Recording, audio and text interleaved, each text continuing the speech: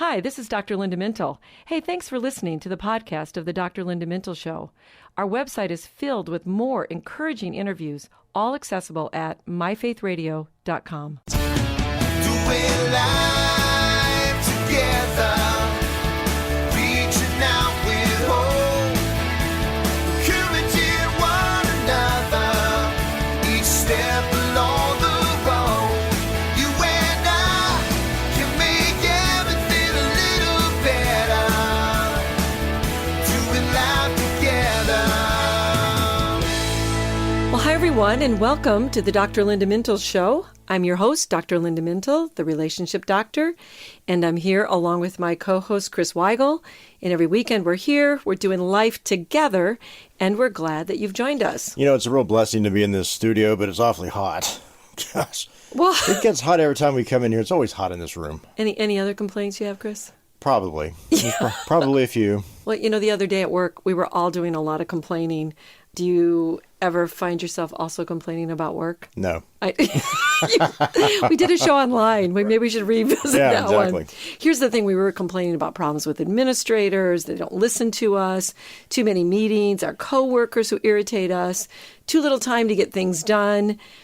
We weren't at a loss of anything really to cover in that conversation. And we could go on. But I started to think, is this a great focus for our day? I'm not the psychologist here, Dr. Linda, but I'm going to say no. Yeah.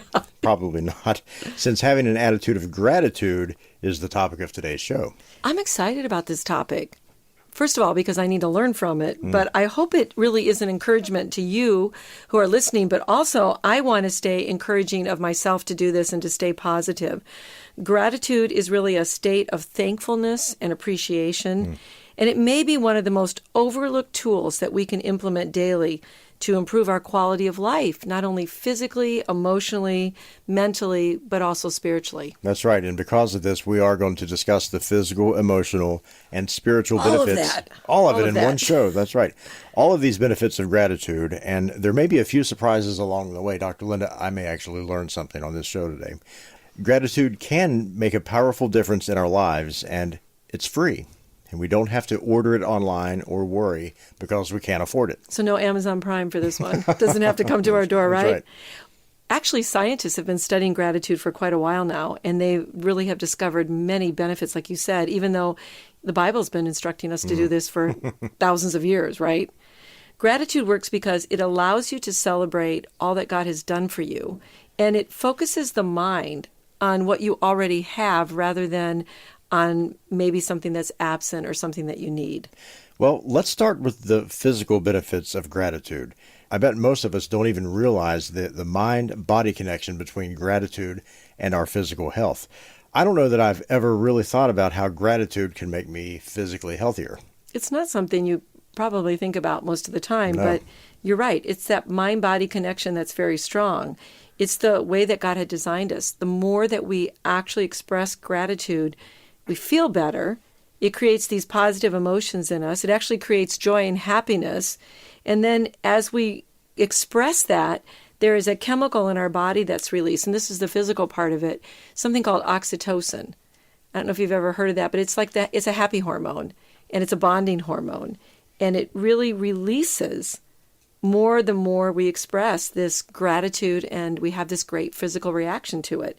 So it's really cool when you start to learn that actually if I'm doing something that God instructs me to do, like give thanks, my body is actually making a hormone that's going to make me feel better. It's pretty cool.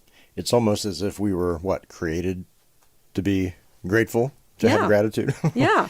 So this has been proven by scientists, but it's another example of how God's word is so right when it comes to our flourishing. And here's another good example, Chris. We take lots of vitamins. A lot of people do, and we are always trying to boost our vitality and our immune system and all these things. Well, maybe something as simple as practicing gratitude could make that difference. It would be a lot cheaper than the supplements. That's true. There's a lot of supplements. Those cost money. Yeah. And again, if we go to the scientific studies, we find that gratitude and vitality, so the very things that you're taking all those vitamins for, gratitude and vitality are strongly associated, which means the more grateful you are, the more you're likely to report a physical vigor. This seems to be just way too easy. It is. Yeah. Be more thankful and we will have more vigor. And another way to feel more invigorated is to get good sleep. And apparently, there's even a connection between good sleep and gratitude. If you think of gratitude like a free sleep aid, so that's free, and it Okay. doesn't have side effects, just thinking about a few things that you are grateful for during the day will actually induce a relaxation response, which helps you fall asleep.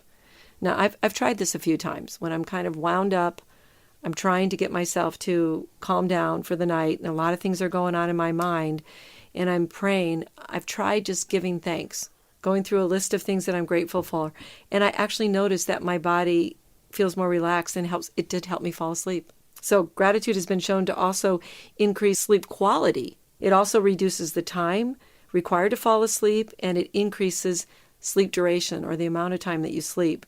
So gratitude can also help with insomnia. Look at all these sleep benefits. That's why I said think of it like a sleep aid here. Yep. It's related to about 15 to 18% more restorative sleep and 20% less daytime sleepiness and sleep dysfunction. Isn't that wild? Yeah, I never would have made this I connection. know. That is amazing. This area of sleep is really big, and it has so many benefits when you get good sleep. Let's do a show on sleep We did one. Yeah. with Dr. Panettiere. Yeah. Okay. Yeah. Scratch that idea. Okay, then. okay. But I did read somewhere that gratitude can make a difference also in your blood pressure. Is that true? There is a saying that, that ounce of gratitude is worth a pound of cure. Well, listen to this. Listen to this in terms of your blood pressure. There are studies in which patients with hypertension, which means they have, elevated blood pressure, were instructed to just count their blessings once a week, and their systolic blood pressure significantly decreased. And not only did it lower their blood pressure, but it also improved their immune function. I mean, this is good stuff. Here's the science. Grateful people have 16% lower diastolic blood pressure and 10% lower systolic. So that's the bottom and the top numbers when we're talking about that, compared to people who are less grateful. Who gives you a prescription like that? Now go home and be grateful. Now, that's not going to work for everybody, so don't go off your hypertension medication because Right. we talked about that. Well, I'm not sure how this is related, but dietary fat intake is reduced by as much as 25% in people who keep a gratitude journal. Maybe that's because gratitude helps you feel less stress, and then that leads to better eating. Maybe that's the connection. It is related to 23% lower levels of stress hormones, that cortisol that comes up. So maybe it's a stress issue there.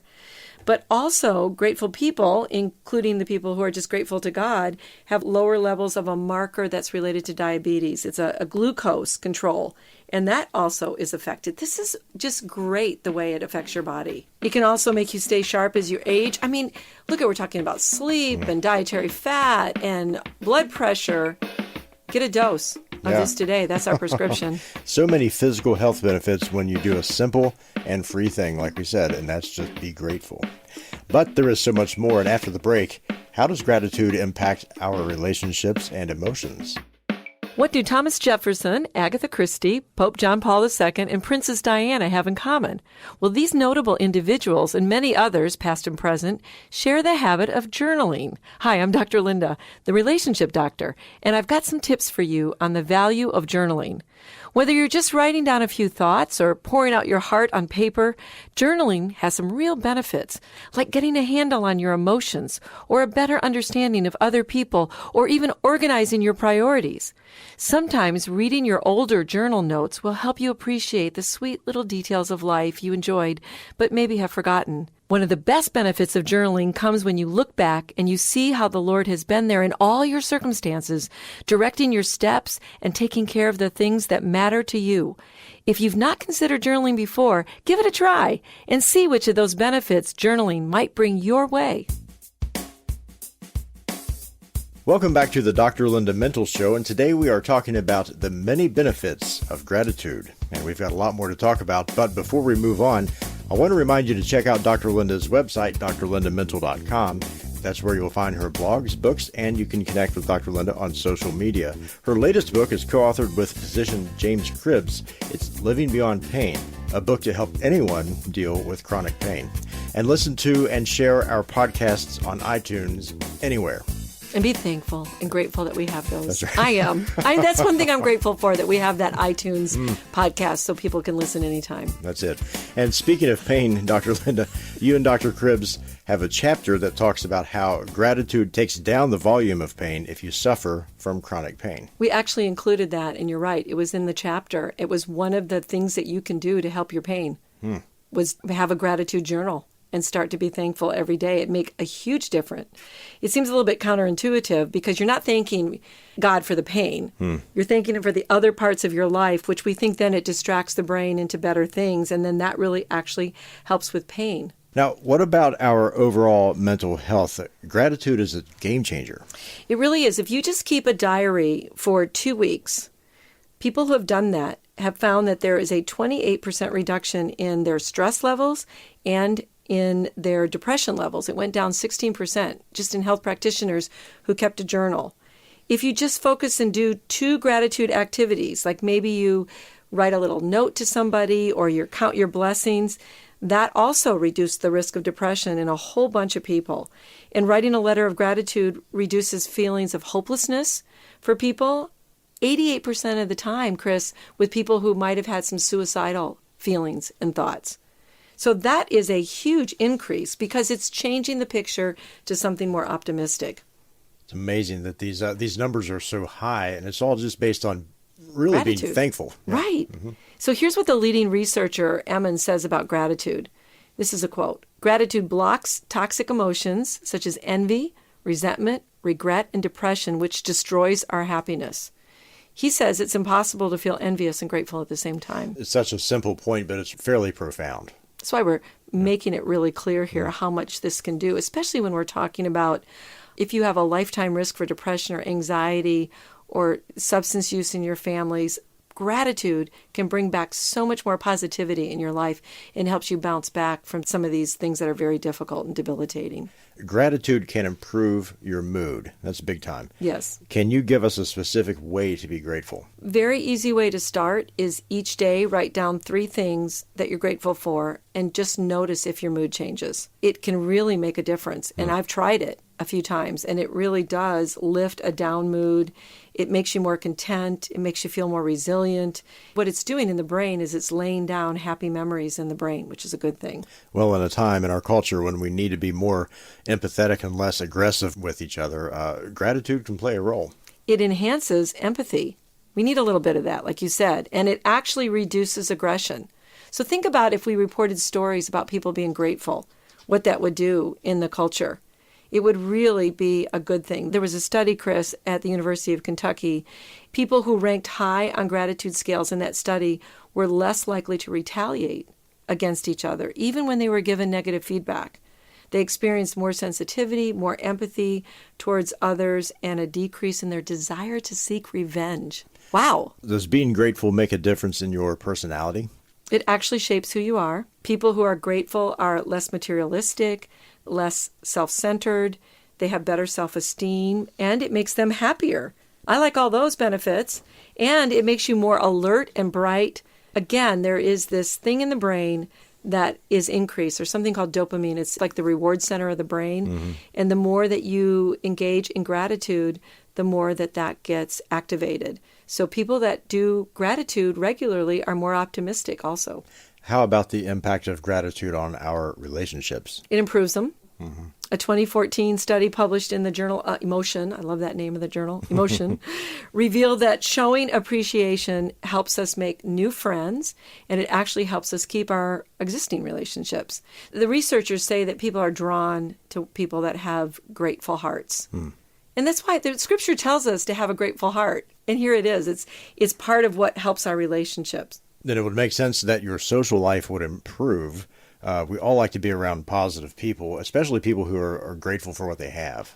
Do you notice that with other people when you're in a circle, a social time? Of course, we haven't had too many of those. Yeah, really, in the what's pandemic. that like? Yeah. Remember when we used to do Right. social things? If you have a group of complainers and a group of people who are grateful, I mean, that's a no-brainer. Yeah, you really want to be around the people who are grateful. It makes people like you. You have better friendships. You're kinder. Your marriage is actually healthier if you do more gratitude. So that's another good marriage prescription. I don't think the evidence could be more clear about how important it is to be grateful. And by now, you hopefully see how powerful gratitude can be in our lives. When we come back, we will be prescriptive. How can we make the change to cultivate a more grateful heart? Dr. Linda, one of our listeners asked this question. Sometimes I'm so overcome with worry and anxiety that I think I'm losing my mind. Seems I've tried everything from drugs to meditation. Why doesn't anything work? Well, I'm so sorry that your life seems so unmanageable and overwhelming. Too often, though, it does seem nearly impossible to live in peace and contentment because of all the craziness in our world. Did you know that God's plan for handling worry is so simple and yet so perfect that you can begin using it today? Did you know that starting right now, you can begin to cultivate a worry-free life? These aren't pie-in-the-sky promises. They're God's prescription for you to thrive and to soar past your anxiety and worries. Try this. The next time you begin to feel overwhelmed by life's pressures and worry clouds your mind with negative thoughts and depression, say what King David prayed. The Lord is my strength and my shield. Remind yourself that my heart trusts in Him and I am helped. I have so much more good news for you. I hope you'll find it in my book, Letting Go of Worry. Thanks, Dr. Linda. Now that's great advice. You can find God's plan for your peace and contentment in Dr. Linda's book, Letting Go of Worry. It's available wherever you buy your books online. Hi, I'm Dr. Linda Mintle of the Dr. Linda Mintle Show. And I'm Dr. James Cribbs, and we co-authored a book, Living Beyond Pain. If you're one of the 100 million people suffering from chronic pain, this is a book for you, Living Beyond Pain, in stores now. You're listening to the Dr. Linda Mintle Show, and Dr. Linda has written numerous books that you can find on her website or online. Check out her website, drlindamintle.com. That's where you will find the book Living Beyond Pain, and you can connect with Dr. Linda on social media. And don't forget, you can hear this program again on the podcast, which can be found on iTunes, and you can share it with anyone. Well, Dr. Linda, biblically, we see that gratitude is associated with adoration, praise, and offering or sacrifice. And we find ourselves giving thanks for what God has done and who He is, no matter what the day is or what type of day we're having. As the Pilgrims noted, God is faithful and gives abundantly to His children. And thanksgiving comes from a grateful heart to the One, with a capital O, who has given so much and continues to bless His children. So let's talk about how to be more grateful. If you want to change from a complainer to someone who is more in tune with gratitude, just begin by verbalizing a few things every single day. I think that's the easiest way to start, Chris. Be very intentional when you wake up in the morning or sometime through the day to say something that you're thankful for. You might even read books about thankfulness and practice thinking of things that you are thankful for while you're driving around in your car. That's one of the times when I really do that. I think about what's happened in the day, what has been good. I try to focus on that when I'm in the car. And then with others, you can make it a game. You can come up with, what's the most things that you can be thankful for in a day. Yeah. You could challenge your kids to a contest of that at the dinner table. You could also memorize scriptures that talk about thankfulness, like Psalm 100, and meditate on those scriptures. I remember one of our Thanksgiving shows that you talked about a gratitude box. Yes. And suggested that we have one year-round. The idea there was to have family members contribute to that box every day. Then after a meal, you pull out a few of the notes and you read them aloud as a family. This really teaches children and adults in the process to be intentional about their blessings. I'm old enough to remember this old hymn in the church that we used to sing, "Count your blessings, name them one by one." I remember it because I played in the orchestra, and it goes real fast at the end. So we loved it in the orchestra. So at the very end, it goes, "Count your many blessings, see what God has done." You do it real fast. But that's one way you can do it, is to have this box and then pull them out. And for kids, that could be kind of a fun thing. Mm-hmm. Well, let's go over a few ways then to practice gratitude in addition to the gratitude box. Don't negate anything that's small. So begin with small things. Something as inconsequential. Here's what I've done. Oh, thank you for a green light. Especially when I'm in a hurry to get home because I have to use the restroom. I'm very thankful. I'll say, thank you, God, for a green light. Thank you. It is the small things, like you said, That's right. You can start a gratitude challenge with a friend or family member. Would you do that? May not be a bad idea, yeah. Yeah, and then you could do that, and it could really help you. You could even do that with your partner, with your spouse. So it's a good idea for married couples as well. And it would really change your feelings toward that spouse because you'd be generating all these good feelings. It's focusing again on the positive. That's a good thing. How about volunteering your time? When you do volunteer, you hear so many things from people when you're helping other people. It's very contagious. People thank you, and then you feel grateful for them. You feel grateful that you had the opportunity to serve someone else. You can write thank you letters to people, especially those who have contributed to your life. Now, have you ever done that? You know what I just did? You did? About 3 weeks ago, I got a piece of paper and a pen and wrote a thank you letter, yes. I think that's awesome. We've lost the art of doing that. My parents were really big on us writing thank you notes to people. Well, and if you're like me and you have horrible handwriting, you can send a text or maybe a quick message. It can boost your mood, and it would boost the mood of others. We had our daughter and one of her friends stayed at a place that we have, and when we got there this past weekend, there was a note on a napkin that was put on top on the refrigerator, and it was so sweet. It was handwritten, and it was just a note of gratefulness and thankfulness, and it really made us feel good. Again, I think just pick a person. You could also pick a target. So maybe picking the person, I did try this one day. I didn't stick with it. But the person who irritates me the most at work, I thought I'm going to pick a couple of things to say to him that would be a gratitude statement, and it really did make the day go better, but I did not sustain it. I'm being honest. I didn't sustain it. Who is it? Like I'm going to say, you almost had me on that one.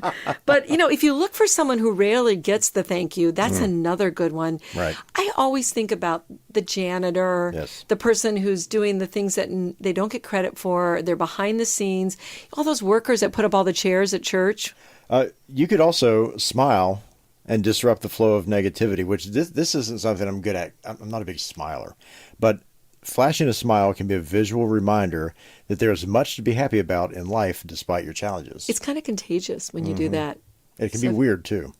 Well, if it's a fake smile. Yeah. Make sure you if all of a sudden I see you smiling, I'm going to be suspicious if I see you smiling, exactly right? That's right. The Bible has a lot to say about gratitude and giving thanks. I'd like to just read a few verses and maybe have us all pause and think about those verses. So the first one, Chris, is from Psalm 118:24. This is the day that the Lord has made. Let us rejoice and be glad in it.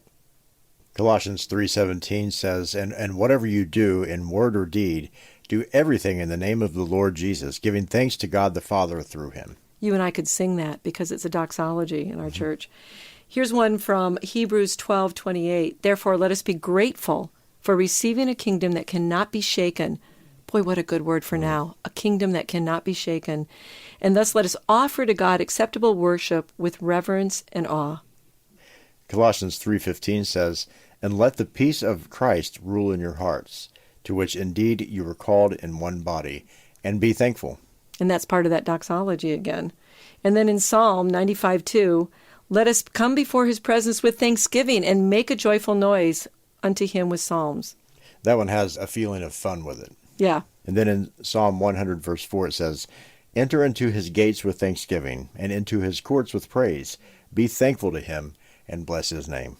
Let's just all vow to be grateful. We've just heard the word of the Lord in all of this. We know of all the many, many benefits of being grateful. It shapes who we are. It has a blessing that's returned to us from it. Make gratitude your default and notice how it changes you. Here's a quote from Abraham Lincoln that seems relevant for today. It reminds us to not forget to give thanks. Here's what he said. But we have forgotten God. We have forgotten the gracious hand which preserved us in peace and multiplied and enriched and strengthened us. And we have vainly imagined by the deceitfulness of our hearts that all these blessings were produced by some superior wisdom in virtue of our own. So let's pause. Let's be intentional. Let's attend to the blessings that we have in our life. Yes, there's trouble and things are going wrong, but a daily dose of gratitude can change your day. Begin a new habit. Each day, rehearse your blessings. Focus on what you have versus what you don't have, and see how different your day turns out. Gratitude will make a difference. Our advice for physical, emotional, and spiritual health is to give thanks with a grateful heart it's good medicine for the soul. I want to close with Psalm 107, 1, 8, and 9. Oh, give thanks unto the Lord, for he is good. His mercy endures forever. Oh, that men would praise the Lord for his goodness and his wonderful works to the children of men. For he satisfies the longing soul and fills the hungry soul with goodness. Well, that's all the time we have today. Many thanks to our producer, Norm Mintle, our engineer, and my co-host, Chris Weigel, who makes this show a conversation. From all of us here at Faith Radio, we'll talk to you next weekend. In the meantime, remember, we're doing life together, and it's better, and you don't have to do it alone.